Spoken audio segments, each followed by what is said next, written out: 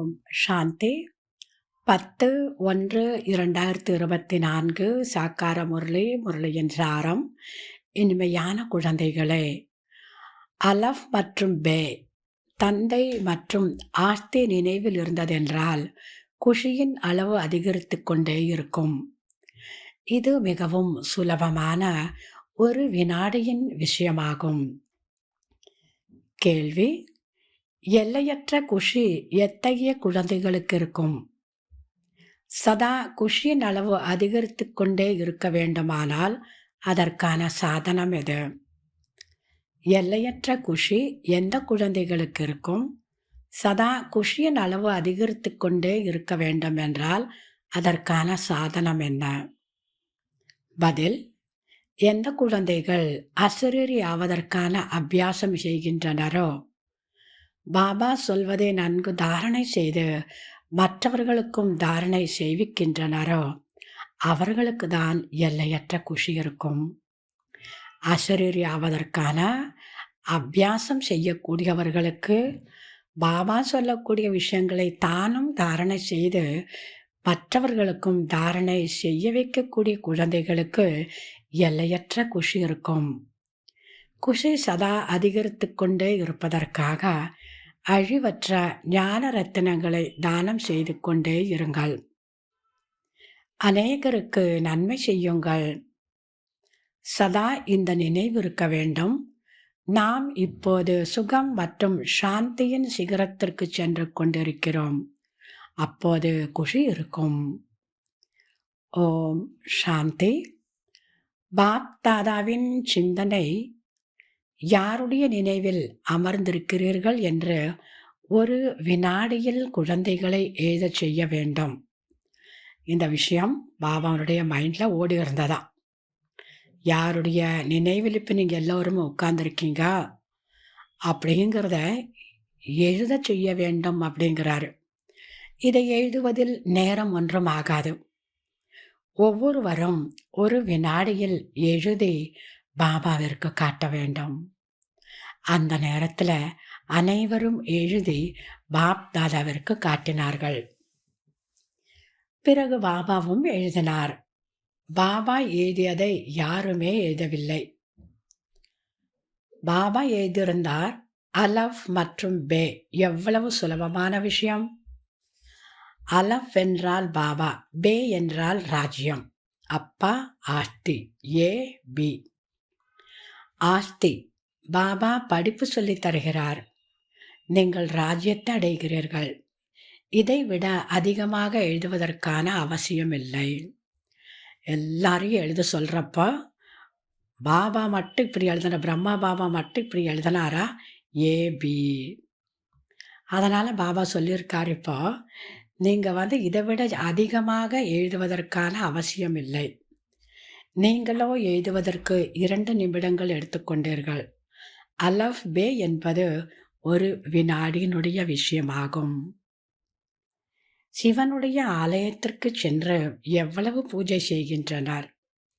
எவ்வளவு உயர்ந்த மலையின் சிகரத்தில் உள்ள பத்ரிநாத் முதலான கோவில்களுக்கு செல்கின்றனர்.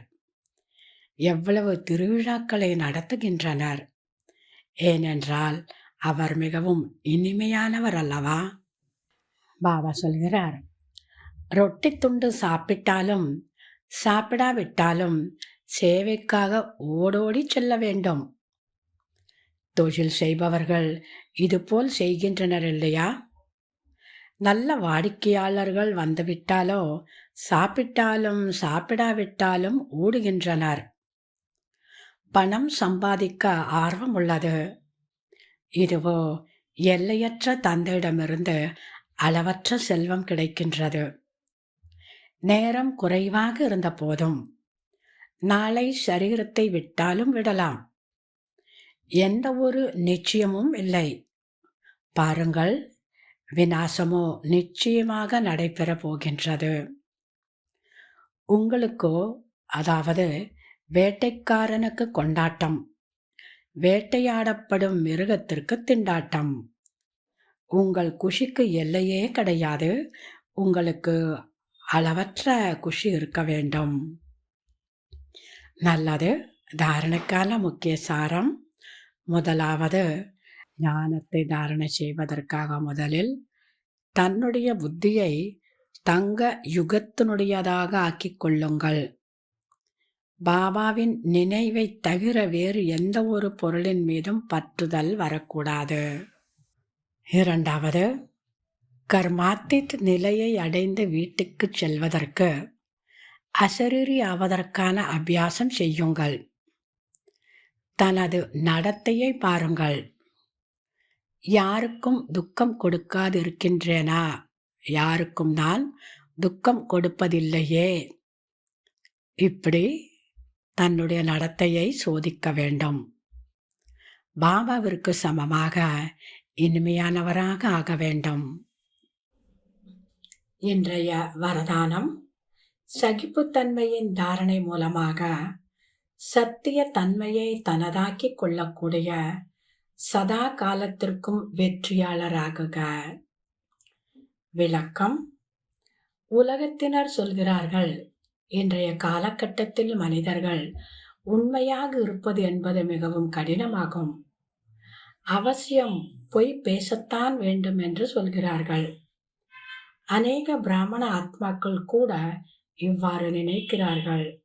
அதாவது, சில இடங்களில் நாம் சாதுரியமாகத்தான் நடக்க வேண்டும். ஆனால் நீங்கள் பிரம்மா பாபாவை பார்த்தீர்கள்.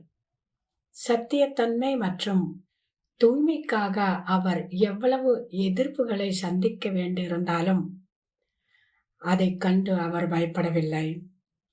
சத்தியத்தை தாரணை செய்ய வேண்டும் என்றால் சகிப்புத்தன்மை அவசியமாகும்.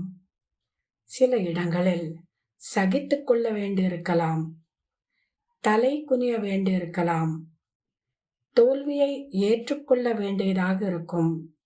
ஆனால் அது தோல்வி அல்ல, அதுதான் சதா காலத்திற்குமான வெற்றியாகும்.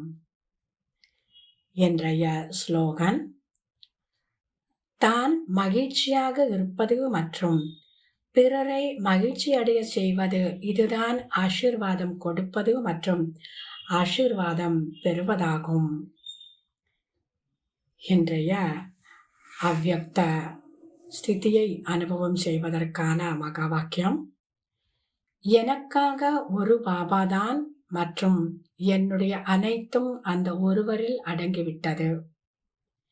எங்கு வேண்டுமோ, எப்படி வேண்டுமோ, எவ்வளவு நேரம் வேண்டுமோ அவ்வளவு நேரம் மனம் ஒருமுகப்பட்டு இருப்பது, இதைத்தான் மனம் தன் வசத்தில் இருப்பது என்று சொல்ல முடியும். இந்த ஒருமுகத்தன்மை, அதாவது ஒரு ரசனை என்னும் இனிமையான அமைதியான நிலையின் மூலம் சகஜமாகவே டபுள் லைட் பரிஸ்தா சொரூபத்தின் அனுபவத்தை செய்ய முடியும். அல்லது இனிமையிலும் இனிமையான 5000 வருடங்களாக காணாமற் போய் மீண்டும் கண்டெடுக்கப்பட்ட செல்ல குழந்தைகளுக்கு தாய் தந்தை பாப் தாதாவின் அன்பு நினைவுகள் மற்றும் காலை வணக்கம். ஆன்மீக குழந்தைகளுக்கு ஆன்மீக தந்தையின் நமஸ்காரம். ஆன்மீக தந்தைக்கு ஆன்மீக குழந்தைகளின் நமஸ்காரம். ஓம் சாந்தி.